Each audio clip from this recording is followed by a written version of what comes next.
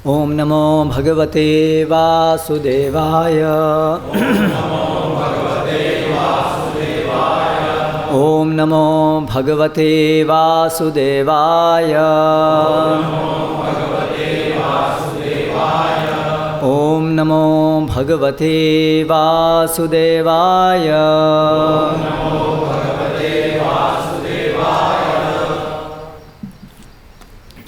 श्रीमद् भागवतम स्कंध 4 अध्याय 22। चारों कुमारों ने से पृथु महाराज की भेंट। श्लोक क्रमांक 45। शब्द पाठ। सैनापत्यम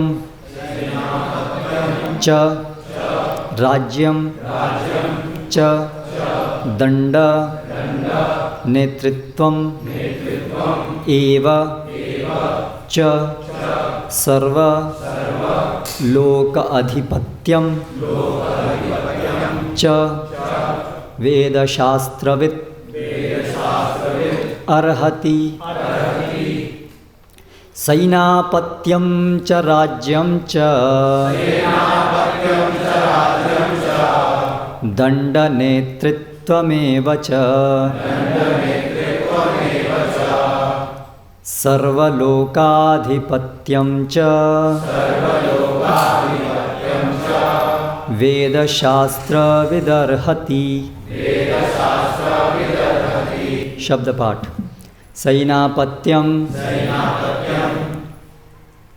सेनापति का पद च तथा राज्यम शासक का पद च तथा दंड अनुशासन नेतृत्व एव निश्चय ही च तथा सर्व समस्त लोक अधिपत्यम लोकों का स्वामित्व च तथा वेद शास्त्रविद वैदिक साहित्य का ज्ञाता अर्हति पात्र होता है। अनुवाद एवं तात्पर्य द्वारा कृष्ण कृपा मूर्ति श्री श्रीमद् अभय चरणारविंद भक्ति वेदांत स्वामी श्रील प्रभुपाद। चूँकि केवल ऐसा व्यक्ति जो वैदिक ज्ञान के अनुसार पूर्ण रूप से शिक्षित हो, सेनापति, राज्य का शासक, दंडदाता तथा सारे लोक का स्वामी होने का पात्र होता है। अतः पृथु महाराज ने कुमारों को सर्वस्व अर्पित कर दिया। तात्पर्य। इस श्लोक में स्पष्ट रूप से कहा गया है कि केवल साधु पुरुषों तथा कुमारों जैसे ब्राह्मणों के आदेशों पर राज्य का शासन चलाया जाना चाहिए। जब संसार भर में राजतंत्र का बोलबाला था तो राजा को साधु पुरुष तथा ब्राह्मणों की परिषद ही निर्देश देती थी। राज्य का शासक अर्थात राजा ब्राह्मणों के दास के रूप में अपना कार्य करता था। ऐसा नहीं था कि ब्राह्मण या राजागण तानाशाह थे, नहीं वे अपने को राज्य का स्वामी मानते थे। राजा भी वैदिक साहित्य में पारंगत होते थे और इस तरह वे ईशोपनिषद के इस आदेश से परिचित होते थे। ईशावास्यम इदम सर्वम, जो कुछ भी विद्यमान है वह भगवान का है। भगवत गीता में भगवान कृष्ण भी कहते हैं कि वे सभी लोकों के स्वामी हैं, सर्वलोक महेश्वरम। ऐसा होने से कोई भी अपने को राज्य का स्वामी नहीं कह सकता। राज्य के राजा, राष्ट्रपति या अध्यक्ष को यह सदैव स्मरण रखना चाहिए कि वह स्वामी नहीं अपितु दास है। वर्तमान युग के राजा या राष्ट्रपति यह भूल जाते हैं कि वे ईश्वर के दास हैं। वे अपने को जनता का दास समझते हैं। वर्तमान प्रजातंत्र सरकार अपने को जनता की सरकार घोषित करती है। ऐसी सरकार जो जनता द्वारा जनता के लिए बनी है, किंतु वेदों में इस प्रकार की सरकार की स्वीकृति नहीं दी गई है। वेदों का मत है कि राज्य का संचालन भगवान को प्रसन्न करने के लिए होना चाहिए। अतः इसे भगवान के प्रतिनिधि द्वारा शासित होना चाहिए। यदि राज्य का अध्यक्ष वैदिक ज्ञान से विहीन हो तो उसे शासक नियुक्त नहीं किया जाना चाहिए। इस श्लोक में स्पष्ट उल्लेख है कि सभी उच्च सरकारी पद ऐसे व्यक्तियों के लिए हैं जो वेदों की शिक्षाओं से ज्ञात हों। वेद शास्त्रविद अर्हति। वेदों में निश्चित आदेश है कि राजा, सेनापति, सैनिक तथा नागरिक किस प्रकार आचरण करें। दुर्भाग्यवश इस युग में अनेक ऐसे तथाकथित दार्शनिक हैं जो किसी प्रमाण का उद्धरण दिए बिना आदेश देते हैं और अनेक नेता उनके अवैधानिक आदेश का पालन करते हैं। फलतः लोग प्रसन्न नहीं हैं। कार्ल मार्क्स द्वारा प्रस्तुत द्वंद्वात्मक साम्यवाद का आधुनिक सिद्धांत, जिसका अनुसरण साम्यवादी सरकारें कर रही हैं, पूर्ण नहीं है। वैदिक साम्यवाद के अनुसार राज्य के किसी भी व्यक्ति को भूखों नहीं मरना चाहिए। इस समय ऐसी अनेक भ्रष्ट संस्थाएं हैं जो भूखे लोगों को भोजन प्रदान करने के उद्देश्य से जनता से धन एकत्र कर रही हैं, किंतु वे इस धन का निश्चित रूप से दुरुपयोग ही करती हैं। वैदिक आदेशों के अनुसार सरकार को ऐसी व्यवस्था करनी चाहिए कि भूखमरी का प्रश्न ही न उठे। श्रीमद् भागवत में कहा गया है कि गृहस्थ को चाहिए कि वह छिपकली या सर्प तक को भूखों न मरने दें, उन्हें भी भोजन दिया जाए। वास्तव में भूखमरी का प्रश्न ही नहीं उठता, क्योंकि प्रत्येक वस्तु भगवान की है और वे ऐसी व्यवस्था करते हैं कि हर एक को भोजन मिले। वेदों में कठोपनिषद 2:13 में कहा गया है, एको बहुनाम यो विदधाति कामान। परमेश्वर हर एक को भोजन, हर एक को जीवन की आवश्यक वस्तुएं प्रदान करता है। अतः भूखमरी का प्रश्न ही नहीं उठता। यदि कोई भूखों मरता है तो तथाकथित शासक, अधीक्षक या राष्ट्रपति की दुर्व्यवस्था के कारण ऐसा होता है। अतः यह स्पष्ट है, जो व्यक्ति वैदिक आदेशों में पारंगत वेदशास्त्रविद न हो वह राष्ट्रपति, अधीक्षक आदि का चुनाव न लड़े। पहले के राजा राजर्षि होते थे, जिसका अर्थ होता है कि यद्यपि वे राजा की तरह से कार्य करते थे, किंतु वे साधु पुरुष होते थे, क्योंकि वे वेदों की आज्ञाओं का उल्लंघन नहीं करते थे और साधु पुरुषों तथा ब्राह्मणों के आदेशों के अनुसार राज्य करते थे। इस व्यवस्था के अनुसार आज के सारे राष्ट्रपति, अधीक्षक तथा मुख्य कार्यकारी अपने अपने पदों के लिए अयोग्य हैं, क्योंकि उन्हें वैदिक प्रशासनिक ज्ञान नहीं है और वे बड़े बड़े साधुओं तथा ब्राह्मणों से निर्देश नहीं प्राप्त करते। वेदों तथा ब्राह्मणों के आदेशों की अवज्ञा के कारण ही पृथु महाराज के पिता राजा वेन को ब्राह्मणों ने मार डाला था। अतः पृथु महाराज भली भांति जानते थे कि उन्हें साधु पुरुषों तथा ब्राह्मणों के सेवक के रूप में इस लोक का शासन करना शोभा देता है।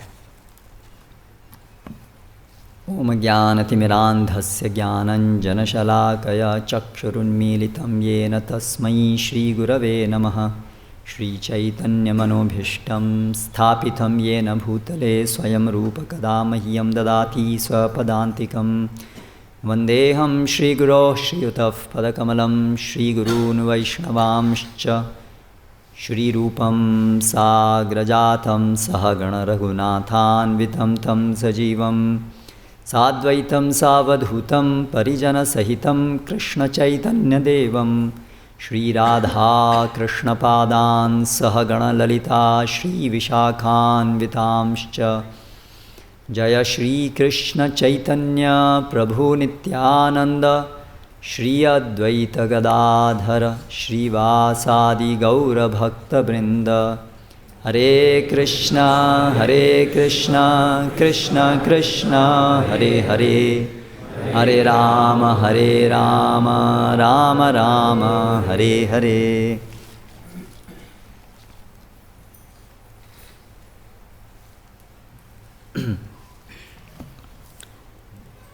पिछले श्लोक में पृथु महाराज चारों कुमारों को संबोधित करते हुए ये कहे प्राणादाराः सुता ब्रह्मन् गृहाश्च सपरिच्छदाः राज्यं बलं महीकोश इति सर्वं निवेदितम, कि मेरे प्राण, धन, पुत्र, घर और राज्य, बल, कोश, धरती, ये सभी कुछ आप ही का तो है, आप ही को मैं निवेदित करता हूँ। क्योंकि निवेदित करता हूँ वो भी इस तरह से कि वास्तव में आप ही का है, आप ही को अर्पित करता हूँ। तो क्यों ऐसा वो कर रहे हैं, उसका कारण इस श्लोक में और इसके अगले श्लोक में, 2 श्लोक में बताया गया है। क्यों एक राजा राज्य भी, कोश भी, बल भी, सब कुछ क्यों जो चतुष्कुमार हैं ब्राह्मणगण, उनको क्यों अर्पित कर रहे हैं? तो कारण बता रहे हैं, क्योंकि वास्तव में ये सब चीज़ें, सेना का अधिपत्य, राज्य, दंड का अधिपत्य, नेतृत्व का अधिपत्य, सभी लोगों का अधिपत्य, ये सभी के लिए योग्य कौन है? जो शास्त्रों के वेत्ता हैं, वही वास्तव में इन सभी के लिए योग्य हैं। और क्योंकि आप चतुष्कुमार, आप परम महान ब्राह्मण हैं, आप ब्रह्मविद हैं, वेदविद हैं, इसीलिए ये आप ही इसके लिए योग्य हैं, इसलिए मैं ये सभी आपको अर्पित करता हूँ। ये कारण बताया। और फिर अगले श्लोक में कहते हैं, स्वमेव ब्राह्मणो भुंक्ते स्वं वस्ते स्वं ददाति च तस्यैवानुग्रहेणात्रं भुंजते क्षत्रियादयः। और वास्तव में ब्राह्मण जो हैं वही जो उनका है उसे खाते हैं, जो उनका है उसी का वस्त्र पहनते हैं, और जो उनका है उसी को दान देते हैं, और जो बाकी सब हैं वो तो उन्हीं से ही ग्रहण करते हैं। उनके पास अपने आप कुछ और देने की क्षमता भी नहीं है। तो क्योंकि सब कुछ ब्राह्मणों का है और हमारा कुछ नहीं है, और ब्राह्मणों का सब कुछ क्यों है? क्योंकि वो वेदविद हैं, शास्त्रों के जानने वाले हैं, इसीलिए ये सब कुछ आपका है, मैं आपको ही अर्पित करता हूँ। तो एक बहुत महत्वपूर्ण सिद्धांत यहाँ पर पृथु महाराज इंगित कर रहे हैं कि जैसा श्रील प्रभुपाद तात्पर्य में बता रहे हैं, इस पूरे संसार में जो पहला सिद्धांत स्थापित होना चाहिए वो है ईशावास्यम इदम सर्वम यत् किंचित जगत्याम जगत। जो भी कुछ है वो सब भगवान का है। ये पहली शिक्षा है जो होनी चाहिए। विद्यालयों में सबसे महत्वपूर्ण शिक्षा ये होनी चाहिए, ईशावास्यम इदम सर्वम। क्योंकि ये सिद्धांत अन्य सारे सिद्धांतों को बल देता है। सब कुछ भगवान का है। तो यहाँ से उदित होती है कि कोई भगवान है, मतलब कोई सृष्टि करता है। ऐसा नहीं है कि सब कुछ ऐसे ही बस आकस्मिक रूप से अपने आप है, किसी ने उसको कौन है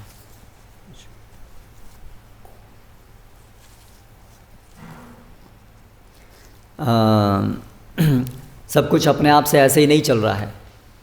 इतनी बड़ी भ्रांत धारणा जिसके ऊपर आज का पूरा आधुनिक समाज चल रहा है, इतनी बड़ी भ्रांत धारणा के ऊपर, इसलिए पथ भ्रष्ट है, उसका पथ गलत है। और कैसे आप देखिए श्रील प्रभुपाद बहुत स्पष्ट तरीके से इस बात को तात्पर्य में व्यक्त कर रहे हैं और बहुत दृढ़ता से व्यक्त कर रहे हैं कि वर्तमान समय के जितने भी राजनैतिक अधिकारी हैं, राष्ट्रपति हैं, सोइए मत, कल रथ यात्रा थी, थोड़ा देर तो हुई, फिर भी प्रयास कीजिए जगह रहने का। तो जितने भी राष्ट्रपति हैं, नेतागण हैं, उच्च पद पर आसीन अधिकारी हैं, वे सभी अयोग्य हैं। कितना बोल्ड स्टेटमेंट श्रील प्रभुपाद दे रहे हैं। ये है इस्कॉन,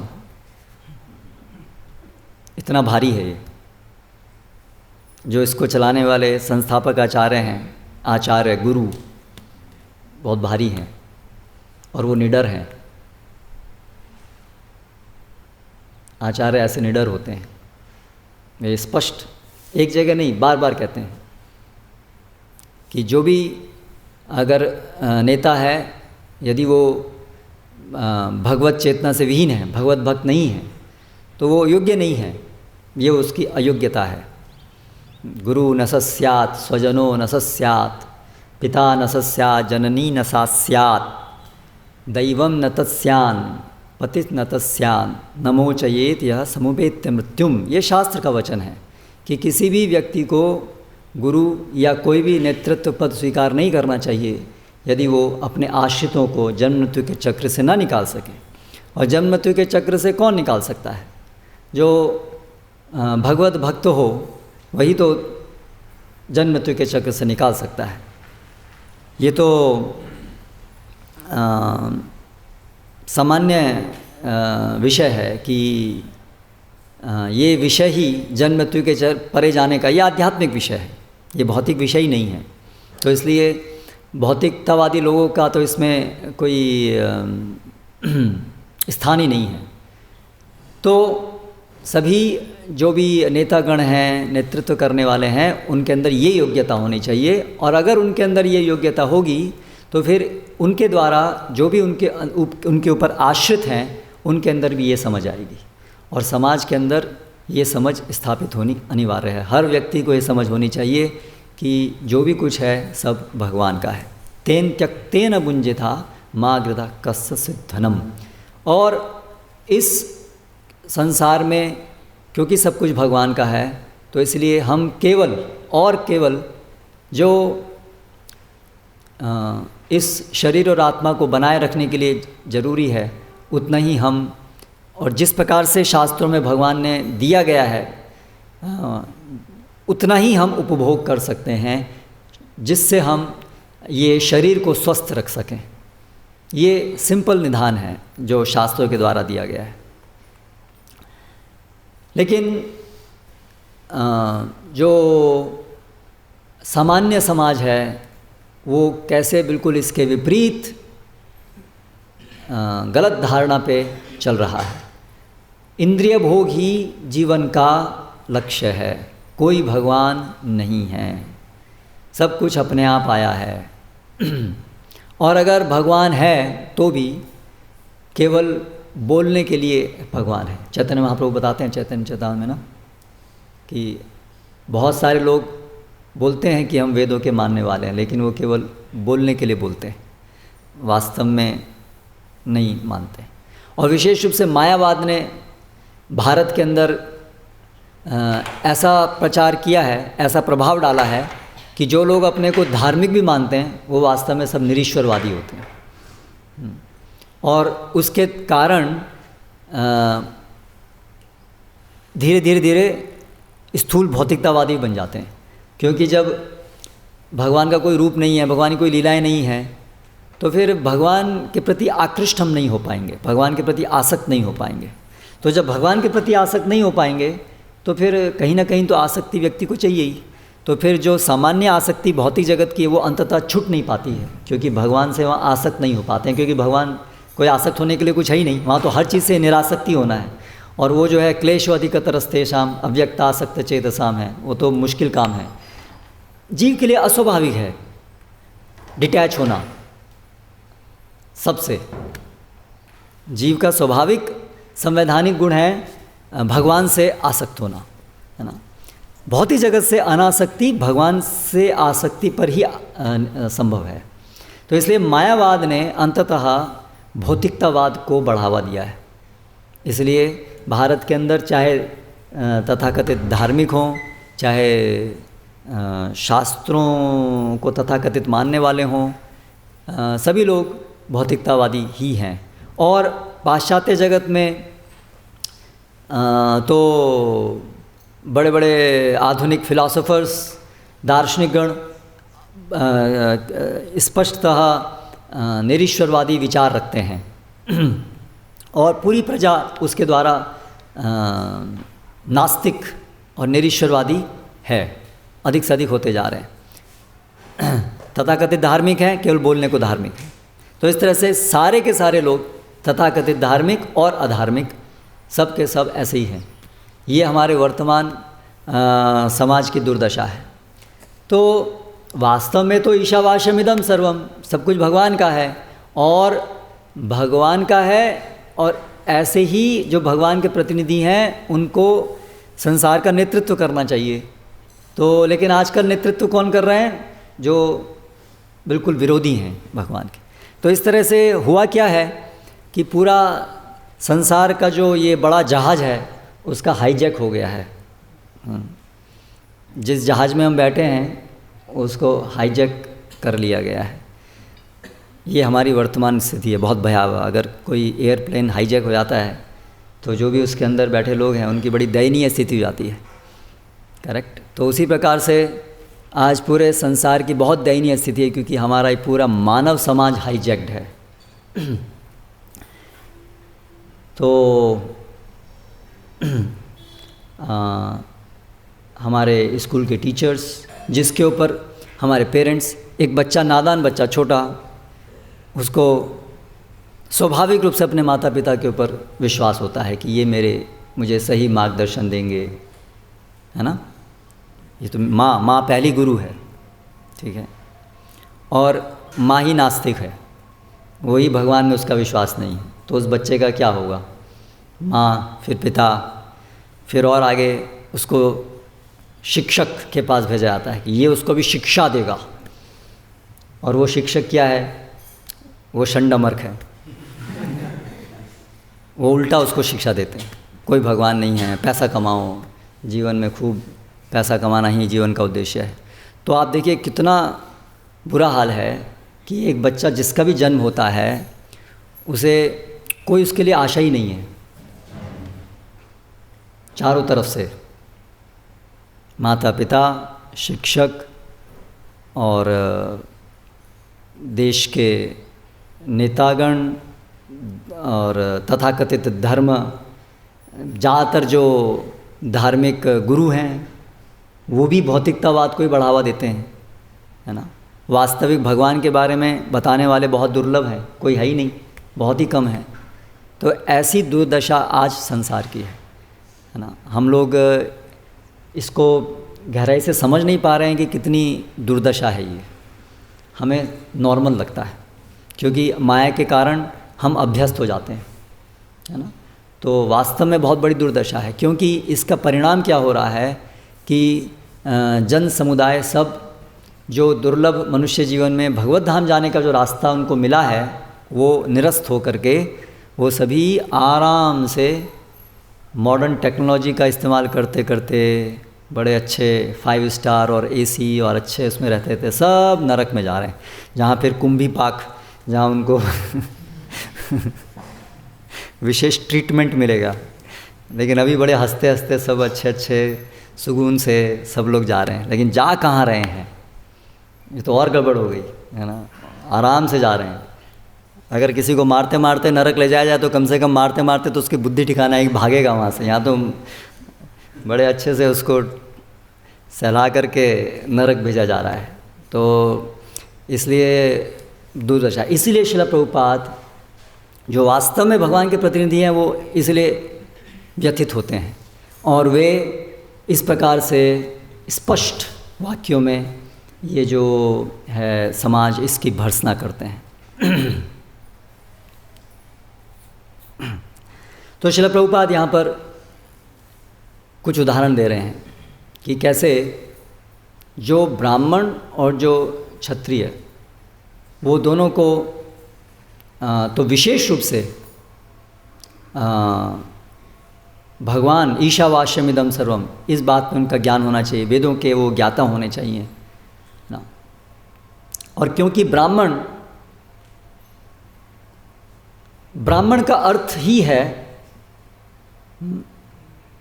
जो ब्रह्म को जानते हैं, ब्रह्म जानाति इति ब्राह्मण, जो भगवान को जानते हैं उनको ही ब्राह्मण कहते हैं।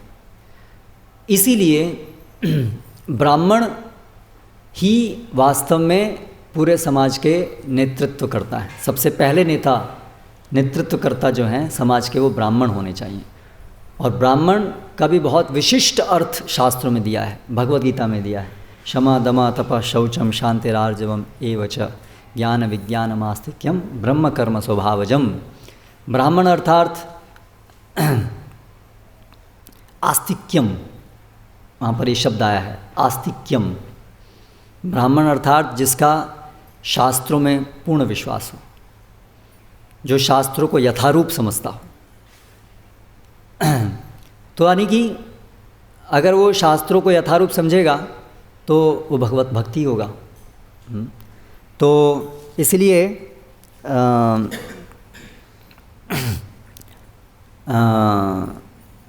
इस प्रकार के गुणों वाले लोग, उनको ब्राह्मण कहते हैं। और फिर उसके साथ साथ क्षमा दमा, जिनका इंद्रिय संयमन हो, जिनको इंद्रिय भोग की लालसा नहीं है, अनासक्त हैं इंद्रिय भोग से, और ज्ञान विज्ञान शास्त्रों में पारंगत हैं और भगवान के भक्त हैं। ये सब मुख्य लक्षण हैं। ऐसा नहीं कि केवल जन्म ब्राह्मण परिवार में हुआ लेकिन कोई शिक्षा नहीं, कोई चरित्र नहीं, कोई भगवान के विषय में ज्ञान नहीं, जीवन वैसा ही एक सामान्य अभक्तों की तरह से, इंद्रिय भोगी की तरह से इंद्रिय भोग में लिप्त है। जीवन का उद्देश्य कमाना, परिवार चलाना। सामान्यतः हम परिवार चलाना बहुत बड़ा काम समझते हैं। मेरा कितना बड़ा काम मैं कर रहा हूँ, परिवार चला रहा हूँ। कलियुग में बताया गया नहीं कि कौटुंब भरणम, कुटुंब का भरण करना ही बहुत बड़ा माना जाएगा। बहुत तीर मार लिया, कितना बड़ा किला जीत लिया, कुटुंब का भरण कर रहा है। तो कुटुंब का भरण करना मनुष्य के लिए कोई विशेष योग्यता नहीं है, लेकिन कुटुंबीजनों को धर्म के अनुसार शिक्षा देना वो विशेषता है मनुष्य जीवन की। तो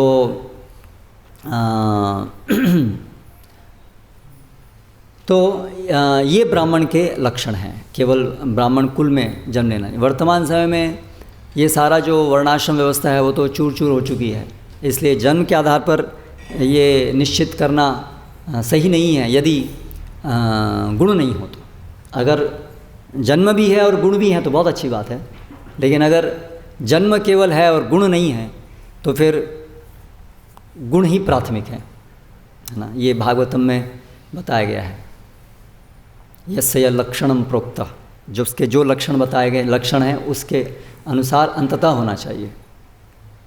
पुंसो वर्णाभिव्यंजकम, अन्य निर्दिष्ट, अगर अन्यत्र निर्दिष्ट हो रहा है, अगर अन्य गुण दिख रहे हैं तो फिर उस गुण के अनुसार उसको इंगित किया जाना चाहिए। तो इसीलिए समाज में सबसे पहले जो आवश्यकता है वो ऐसे एक ब्राह्मण वर्ग की ज़रूरत है। और यही श्रील प्रभुपाद का सबसे पहला उद्देश्य है इस्कॉन को स्थापित करने के लिए, कि एक वास्तविक ब्राह्मण वर्ग निर्मित हो समाज में। क्योंकि जब समाज में ब्राह्मण वर्ग नहीं है, वो सिर के बिना का समाज है। ब्राह्मण भगवान के मुख से उत्पन्न हुए हैं, मुख बाहुरपादेभ्यो, मुख से ब्राह्मण आए हैं। तो मस्तिष्क, पूरे शरीर को चलाने वाला मस्तिष्क होता है, तो उसी प्रकार से पूरे समाज को चलाने वाला ब्राह्मण होता है। क्यों? क्योंकि वो शास्त्रविद होता है। शास्त्र में भगवान के निर्देश हैं, सब कुछ ज्ञान शास्त्रों में दिया गया है। क्योंकि ब्राह्मण शास्त्रविद होता है इसलिए वो सबका नेता माना जाता है, सभी वर्णों का गुरु माना जाता है। ब्राह्मण सभी वर्णों का गुरु माना जाता है। तो ब्राह्मण के अंदर गुण होने चाहिए, और ऐसा गुणवान ब्राह्मण वास्तव में नेता होना चाहिए। सबको उसको स्वीकार करना चाहिए और उसकी आज्ञाओं का पालन करना चाहिए, क्योंकि उसकी आज्ञाओं का पालन करने का अर्थ है भगवान की आज्ञाओं का पालन करना, और उससे सबका परम हित होगा। तो क्योंकि तो ये जो वैदिक संस्कृति है, जो वेदों पे आधारित है, उसमें कैसे ये जो विचार है ईशावास्यमिदं सर्वम, इसको कैसे स्थापित किया गया है? जैसे हम पिछली कक्षा में भी देखे कि ये सब जो हम जो इतना दूर आ गए हैं वास्तविक कृष्ण चेतना से, उसको पुनर्स्थापित करने के लिए बहुत सारे प्रयासों की आवश्यकता पड़ती है। वो इतना सहज नहीं होता है, क्योंकि हम अनगिनत जीवनों से जो भगवान को भूलकर इंद्रिय भोग में लिप्त हैं, तो बहुत सारे संस्कार हमारे अंदर पड़े हुए हैं, बहुत सारी वासनाएं हैं, बहुत सारी गलत धारणाएं हैं। उनको एक एक करके हटाने की आवश्यकता पड़ती है, और वो कठिन कार्य होता है। उसमें बहुत समय भी लगता है, उसमें बहुत दृढ़ संकल्प की आवश्यकता भी होती है, उसके लिए बहुत अनुकूल वातावरण की भी आवश्यकता होती है। ऐसे बहुत सारी चीज़ों की आवश्यकता होती है कि व्यक्ति के अंदर वो सारा कल्मश हटाना। और जब पूरे समाज की बात की जाती है मास स्केल पे, बड़े स्तर पे, तो समाज के कैसे नियम होने चाहिए जिससे पूरा समाज इस कल्मश से बाहर निकल सके, तो उसके लिए बहुत विशिष्ट निर्देशों की आवश्यकता है और उस निर्देश के अनुसार चलने की आवश्यकता है।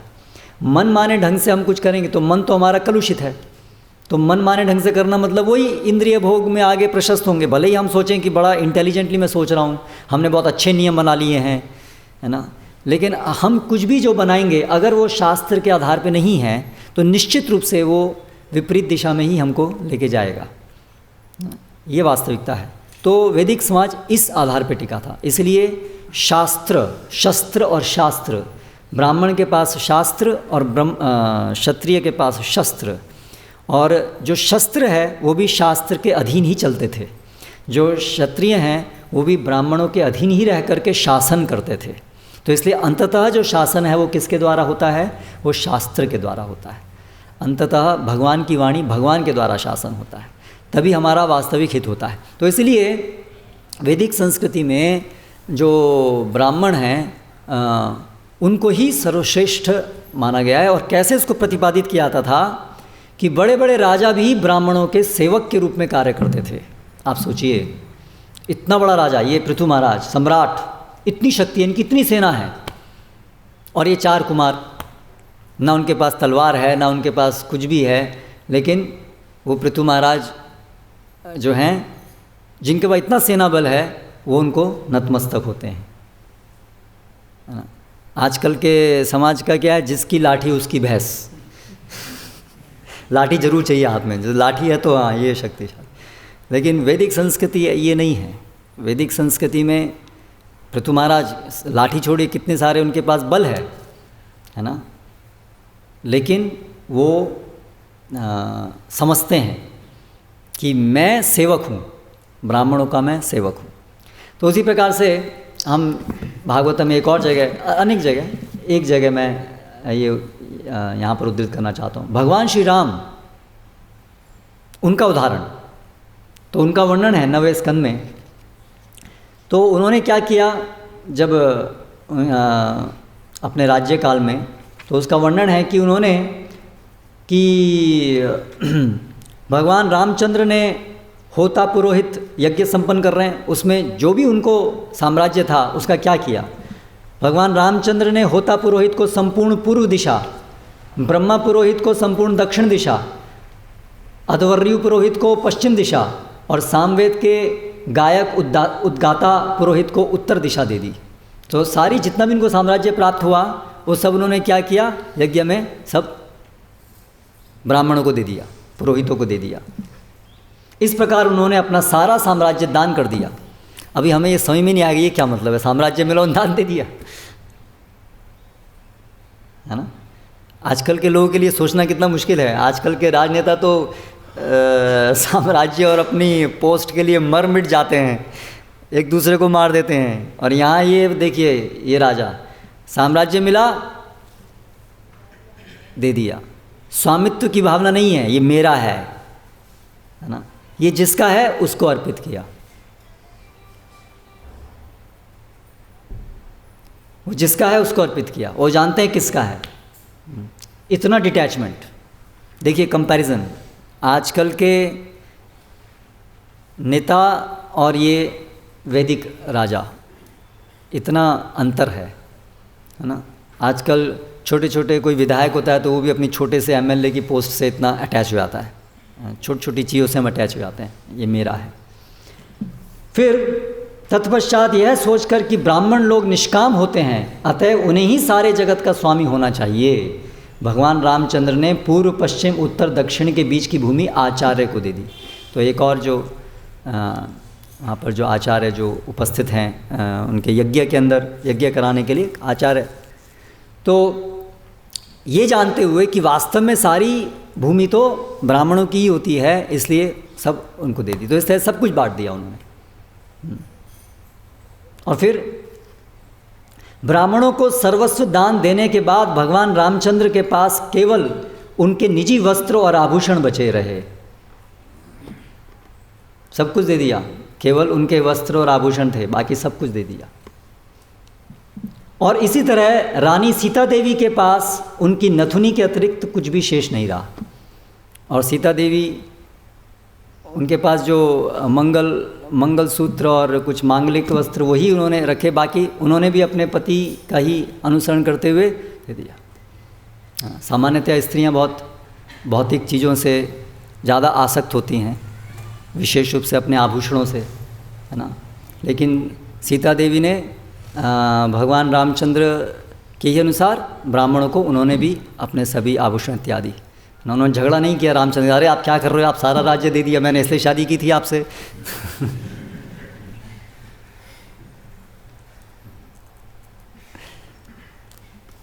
तो ये वैदिक संस्कृति है।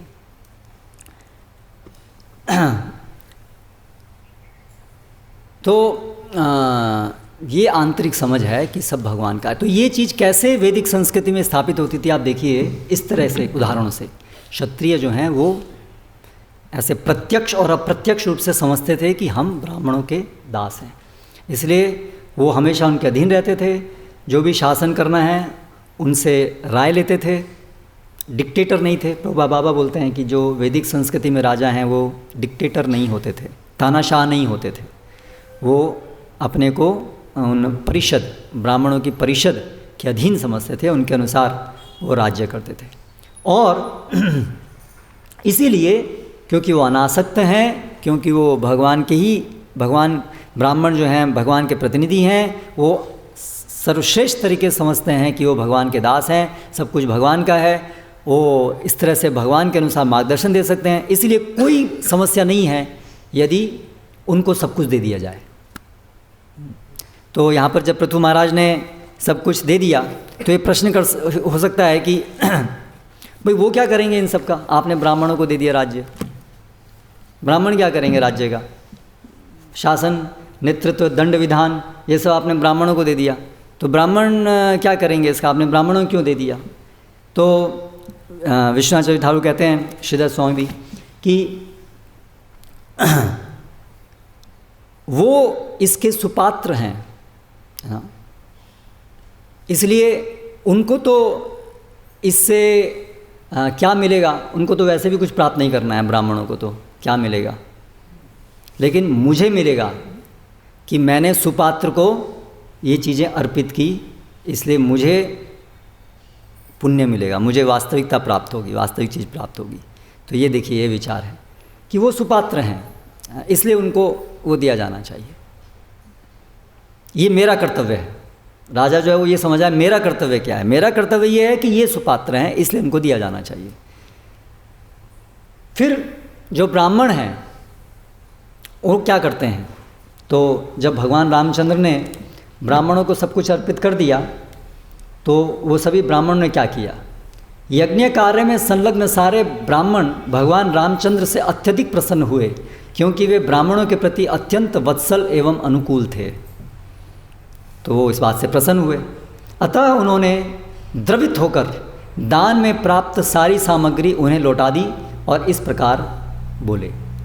तो ब्राह्मणों ने क्या किया, वापस सारी सामग्री लौटा दी, क्योंकि ब्राह्मण भी ऐसा नहीं, अच्छा है मिल गया अभी तो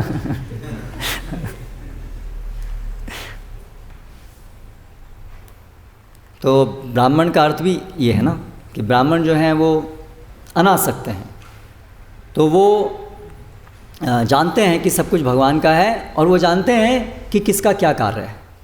तो ब्राह्मण जानते हैं कि हमारा कार्य क्या है। जब ब्राह्मणों को अर्पित किया तो ऐसा नहीं कि ब्राह्मण समझा ये मेरा है।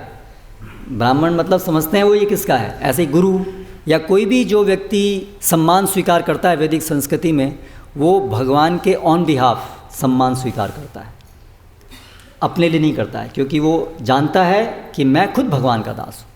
मैं केवल जो सम्मान ले रहा हूँ वो भगवान को के ये सम्मान जो है इस व्यक्ति से लेकर के भगवान को अर्पित करने का मैं एक माध्यम मात्र बन रहा हूँ।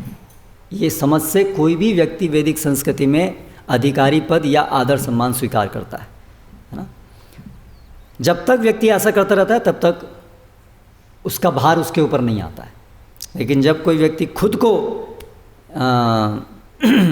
योग्य समझने लगता है, अंततः खुद को अधिकारी समझने लगता है मान सम्मान का, तब वो ये विचार ही अपने आप में पतनोन्मुख है, उसका पतन हो जाता है, फिर वो भार से दब जाता है ना।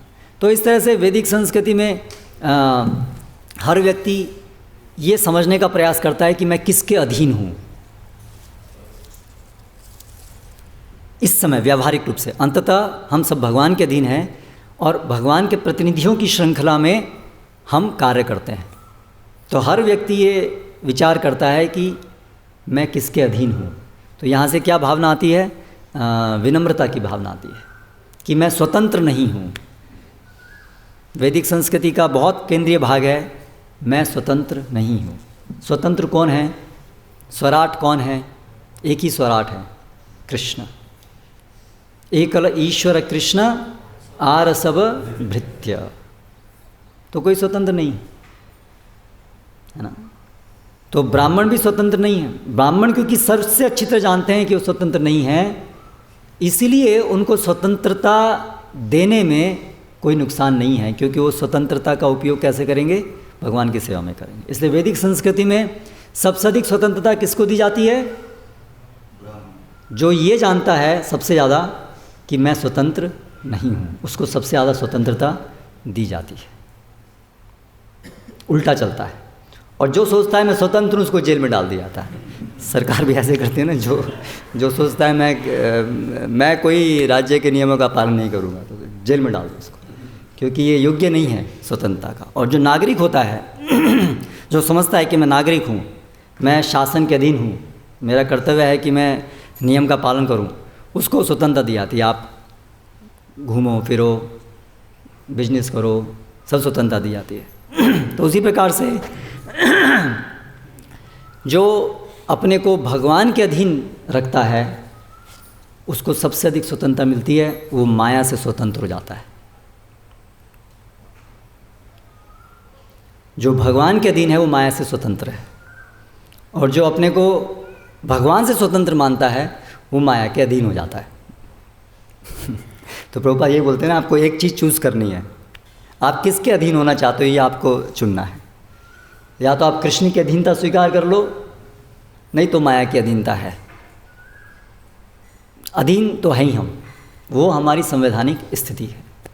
तो पूरा जो भौतिक जगत के अंदर जो विचार है वो है भगवान से स्वतंत्र होने का विचार, और यही हमारे सभी बंधनों का कारण है, माया का कारण। इसलिए वैदिक संस्कृति जो है वो इस प्रकार से ये प्रशिक्षित करती है।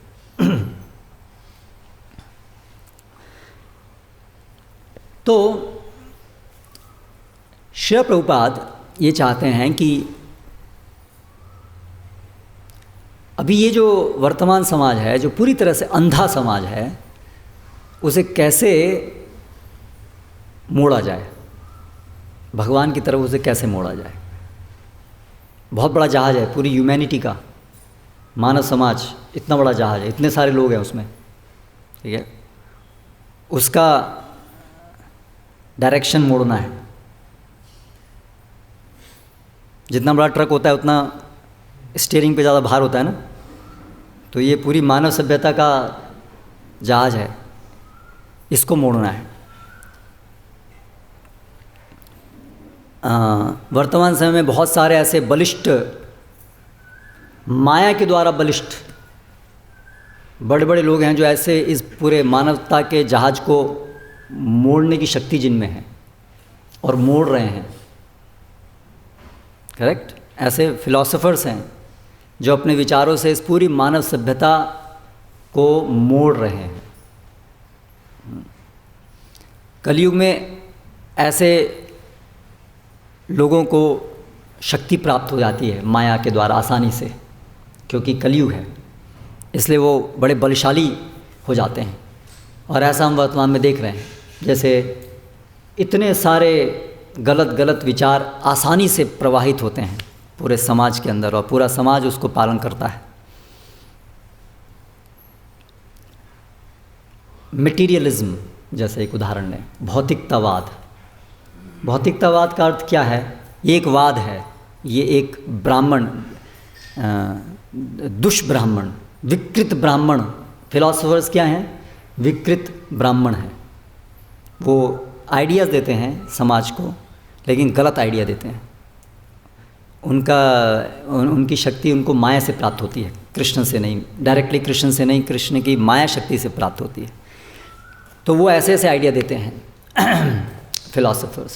तो मटेरियलिज्म, भौतिकतावाद। भौतिकतावाद मतलब क्या है?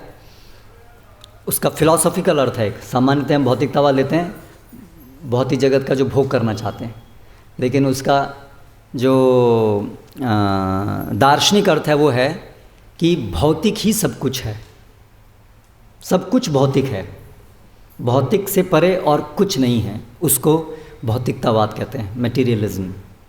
तो ये एक वाद है जो वर्तमान समय में सब जगह छाया हुआ है, इसको प्रसारित किया गया है, प्रोपेगेंडा इसका हुआ है, इसलिए ये ऐसा फैला है। पहले बड़ी सामान्यता सभी लोग ये स्वीकार करते थे कि एक आध्यात्मिक है और एक भौतिक है, दो चीज़ें हैं। लेकिन वर्तमान समय में ये विचार खत्म, लगभग खत्म हो गया है। केवल सब कुछ भौतिक ही भौतिक है और कुछ नहीं है। तो सब लोग इसको पालन कर रहे हैं। कुछ लोग स्पष्टता बोल के पालन कर रहे हैं, साइंटिस्ट्स और एथिस्टिक फिलोसोफर्स, और अन्य लोग बिना बोले उनकी बात को क्योंकि स्वीकार कर रहे हैं, इस तरह से वो भी उसका पालन कर रहे हैं। फिर उसी प्रकार उसी पे आधारित, उसी से, इसी वाद से जुड़ी हुई बहुत सारे वाद एक के बाद एक के बाद एक संसार में। जैसे हम उस दिन चर्चा कर रहे थे कि मानव जाति का लक्ष्य क्या होना चाहिए। तो मानव जाति का लक्ष्य फ्रेंच रिवॉल्यूशन के अंदर स्थापित किया गया। फ्रेंच रिवॉल्यूशन हुआ, अभी तक की जितनी भी संस्कृति सभ्यता चल रही थी, हटाओ उसको, रिवॉल्यूशन करो, बदलो, बदला, है ना। फ्रेंच रिवॉल्यूशन हुआ एनलाइटनमेंट के समय में, और वहाँ पर स्थापित हुआ, चार्टर बना, ये मानव सभ्यता का लक्ष्य है ना। क्या है? सबको समान अधिकार, सबको जितना मैक्सिमम पॉसिबल स्वतंत्रता, फ्रेटर्निटी, लिबर्टी, ये सब स्थापित किया चार्टर में। और फिर एक के बाद हमारे एजुकेशन सिस्टम में पुस्तकों के अंदर ये आया, है ना। धीरे धीरे अभी जो बच्चा गया स्कूल में, अब उसको तो यही पढ़ाने को मिला। ये है हमारे सिद्धांत। मानव सभ्यता पहले अंधकार में थी, अभी वो धीरे धीरे जागृत हो रही है ना। ये रूढ़िवादी विचारों से बाहर निकल रही है ना। ऐसे कर करके बढ़ा हुआ, हाँ एग्ज़ाम लिखेगा, पास होगा, पास, ये लिखने से एग्ज़ाम पास होता है। ये लिखेगा, याद करेगा, उसको बाबा बाबा दोहराएगा, बाबा बाबा बोलेगा, तो धीरे करते करते करते उसके दिमाग में चढ़ जाएगा। फिर जब वो कहीं किसी एक वास्तविक साधु सुनेगा कि हम सब भगवान के अधीन हैं, तो ये क्या बोल रहे हैं, आज तक तो मैंने स्कूल में जो पढ़ा है वो तो ये पढ़ा, और ये जो बोल रहे हैं भगवान, यही मैंने पढ़ा था कि ये सब रूढ़िवादिता है, वही बोल रहे हैं ये लोग, यही है, यही सही बात है। तो ऐसे कर करके ब्रेन वॉश होता है। मतलब ब्रेन तो वॉश करना ही होगा, क्योंकि जगत में जो भी बच्चा जन्म होता है वो अंधकार में होता है, तो ब्रेन तो वॉश करना ही है। लेकिन यहाँ पर वो क्या है, शराब से ब्रेन वॉश कर रहे हैं तो और दूषित हो जाती है वो चीज़। तो वास्तव में ब्रेन वॉश होना चाहिए कि वो शास्त्रों के ज्ञान से ब्रेन वॉश होना चाहिए, ब्रेन वॉश तो होना ही चाहिए, है ना। वो एक और शराब से ब्रेन वॉश करने का एक और वो तरीका बोलते हैं वो लोग, उपाय बोलते हैं कि किसी की ब्रेन वॉश मत करो, ये भी शराब से ब्रेन वॉश करना ही है। वो ऐसा बोलते हैं, किसी की ब्रेन वॉश मत करो, सबको इंडिपेंडेंटली सोचने दो, किसी को कुछ पॉजिटिव इन्फॉर्मेशन वो मत दो, ये सही है ये गलत है ऐसा नहीं बोलो आप, बस ये बोलो कुछ लोग ऐसा सोचते हैं कुछ लोग ऐसा सोचते हैं, आप सोच लो आपको क्या सोचना है। तो ये भी गलत ब्रेन वॉश है, क्योंकि व्यक्ति माया मुग्ध जीव नहीं स्वतः कृष्ण ज्ञान, जो भी माया से मुग्ध है, कोई फ्री है ही नहीं। आप सोच रहे हैं बच्चा जन्म लिया ये फ्री है, अरे फ्री नहीं हो, माया के अंडर में हो सब। फ्री कौन है? ये आपकी मूर्ख धारणा है कि आप फ्री हैं, कोई फ्री नहीं है, ठीक है। तो आपका जो जन्म हुआ है वो पहले से माया के चंगुल में ही आप हैं, जन्म से ही हैं, ठीक है। तो फ्री क्या हैं आप? क्या सोचेंगे आप फ्री? आप फ्री सोच ही नहीं सकते हैं, आप माया के चंगुल में हैं। इसीलिए वैदिक अंडरस्टैंडिंग है कि आरंभ से कौमारम आचरेत प्राज्ञा धर्मान भगवतान्य, भागवत धर्म के द्वारा ब्रेन वॉश होना चाहिए, ठीक है, ये वास्तविकता है। तो इस तरह से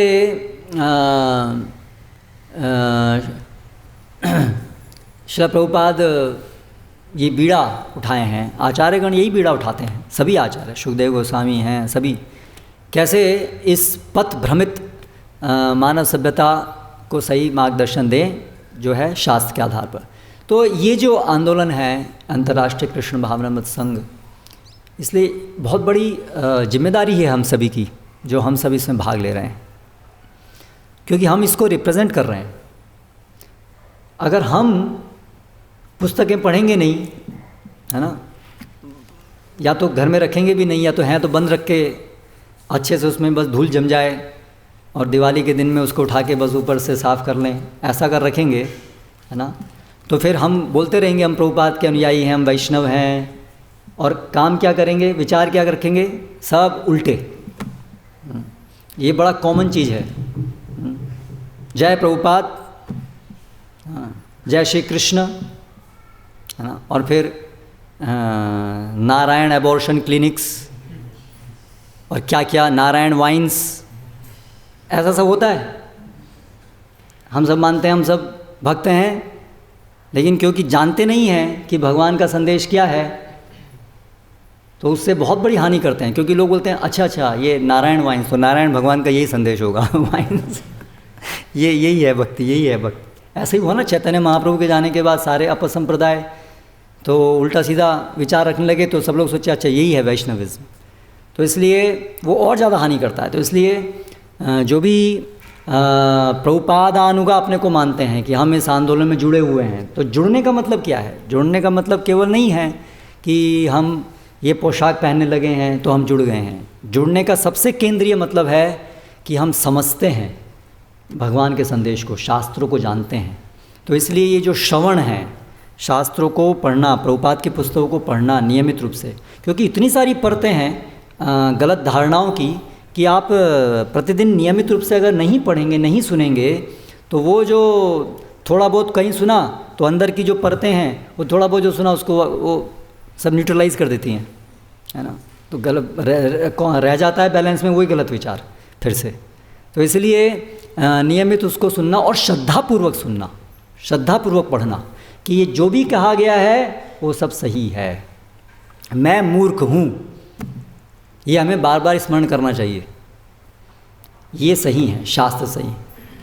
तो ऐसा भी देखने को आता है कि भक्तों के जीवन में शास्त्र सब पालन करते हैं, प्रभुपाद जी को पालन करते हैं, बोलते हैं गुरु को हम पालन करते हैं, लेकिन जब ऐसी परिस्थिति आती है, जब उनका इंद्रिय भोग में बड़ा अड़चन आ जाती है, तो उस समय में शास्त्र गुरु सब साइड में रह जाते हैं, सब बेकार है, सब ऐसे बोलते हैं अभी हम ही।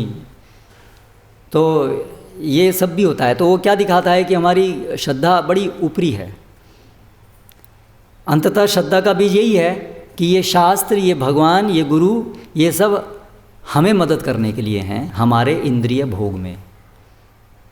जब तक ये करते रहेंगे तब तक इनको प्रणाम, और जब ये करना बंद कर देंगे, जब ये कहेंगे कि हमारी सेवा करो और उस सेवा का मतलब है इंद्रिय भोग छोड़ो, तो फिर ये भी गलत, ये भी बेकार, ऐसा होता है।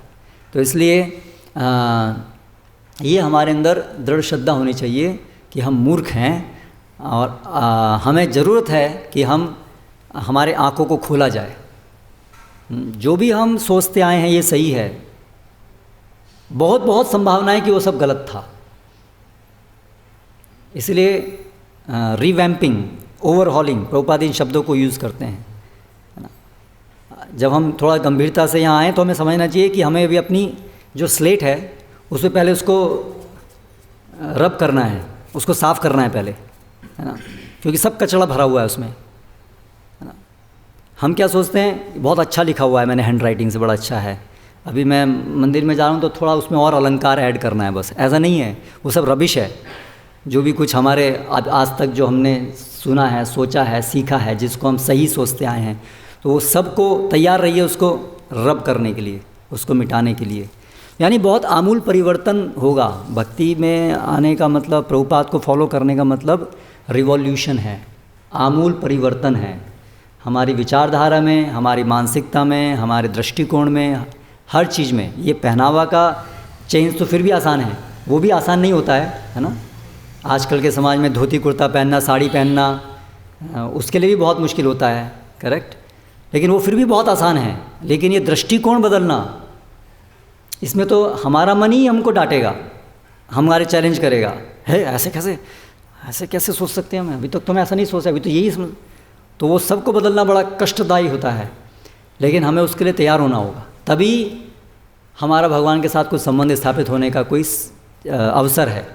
अगर हम वो गंदगी कोई बनाए रखेंगे तो कभी भगवान से हमारा संपर्क नहीं हो पाएगा। तो इसलिए आमूल परिवर्तन के लिए तैयार रहें। इसलिए जो भी कुछ प्रभुपाद की पुस्तकों में सुने उसे क्लीन स्लेट से सुने, नया है, जो भी है इसको सुनना है, बस स्वीकार करना है, एज इट इज़ स्वीकार करना है, और जो भी इसके विरुद्ध अपने अंदर दिखे उसको उखाड़ के फेंक देना है। जो भी है सही है, और जो भी मेरे अंदर इसके विपरीत है गलत, out, no second thought, out, बस। ऐसी दृढ़ता चाहिए। इस तरह से एब्जॉर्ब करना पड़ेगा चीज़ों को, तो जल्दी से एब्जॉर्ब होगा। टाइम बहुत कम है हमारे पास, और एक एक चीज़ में इतना मुश्किल लगाएंगे, नहीं ये कैसे, अरे नहीं ये कैसे हम स्वीकार करेंगे, तो फिर जीवन ख़त्म हो जाएगा, और स्वीकार के बिना हम चले जाएंगे, तो फिर दोबारा इसी भौतिक जगत में ही रह जाएंगे। तो जो इसको सिंसियरिटी कहते हैं, निष्कपटता, सिंसियरिटी, मैं बुद्धू हूँ, मूर्ख हूँ, जो यहाँ लिखा है एकदम से उसको स्वीकार करते रहें, बस।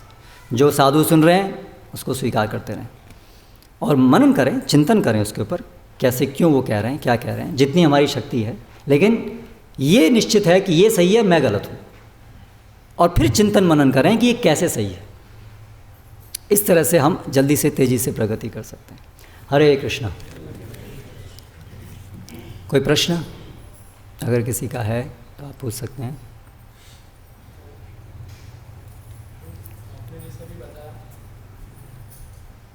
अभी आपने जैसे बताया कि हमको शास्त्र में लिखा है उसको पहले से फॉलो करना चाहिए, और हमारे मन में जो चीज़ें आ रही उसको हटा देना चाहिए, बी फेथफुल, पक्का रहना चाहिए।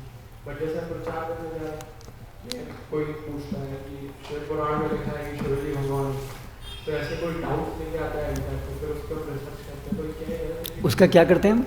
रिसर्च करना उसके ऊपर कि ये कैसे बोल रहा है, शास्त्रों से उसको मिला देना, जैसे बोला। रिसर्च किस भावना में करनी है कि शास्त्रों में जो दिया है वो सत्य है, तो कुछ शंका अगर उठ रही है कोई व्यक्ति, तो उसका कैसे निदान करना है। तो हमारी भी श्रद्धा, पहले प्रचार करने का अर्थ है कि पहले हमारी श्रद्धा शास्त्रों में बैठनी चाहिए, तो वो भी समय लगता है। तो अगर कहीं हम प्रचार में जाते हैं, या कोई भी व्यक्ति या हमारा मन ही हमारे से कुछ प्रश्न पूछता है, तो फिर हमें उसका अर्थ, उसका उत्तर शास्त्रों में ढूंढना चाहिए, जानना चाहिए कि क्यों ऐसा है। अभी किसी व्यक्ति ने बोला शिव जी ने शिव पुराण में लिखा है ऐसा है, तो फिर ये प्रश्न करना चाहिए कि शिव पुराण में ऐसा लिखा है क्या, अगर लिखा है तो क्यों लिखा है, उसे फिर कैसे समझना है, तो फिर कैसे भगवान विष्णु भगवान है, वो सोचना चाहिए, उसका उत्तर ढूंढना चाहिए। अगर आप ऐसे उत्तर नहीं ढूंढेंगे तो उसको समझेंगे नहीं, तो फिर वो शंका जो है संशय रह जाएगा ना, और फिर संशयात्मा विनश्यति। तो जो भी ऐसे संशय हैं उसको हटाना ज़रूरी है। तो अगर उनके कहने से आपके मन में भी संशय आ गया है ना, तो उसका निवारण कीजिए, ठीक है, वो करना होगा।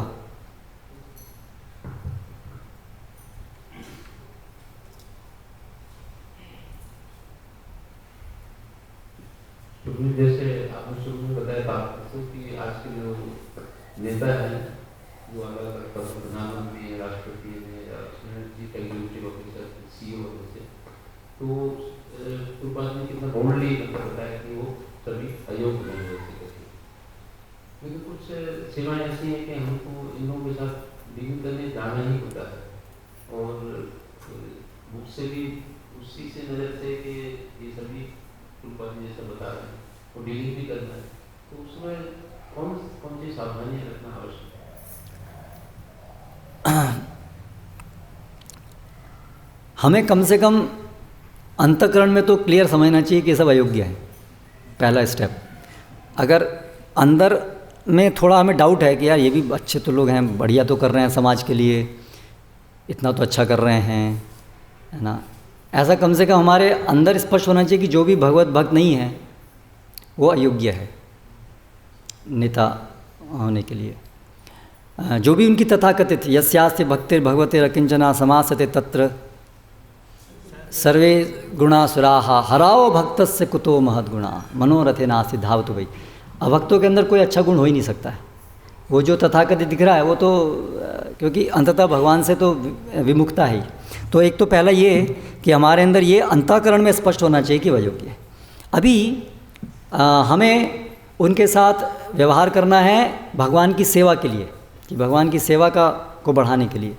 तो उसमें हम विचार करें कि भगवान की सेवा के लिए किस तरह से उनसे डील करना है। उसका अर्थ हमेशा ऐसा नहीं है कि हम जब भी उनसे मिलें और जहाँ कहीं भी हैं हम उनको ये वचन बोलें कि आप तो अयोग्य हैं। उसका ये ऐसा भी अर्थ नहीं है। उनको भगवान की सेवा में लगाएं और उनको प्रशिक्षित करना है, उनको भी हमें ये ज्ञान देना है। अब उसके लिए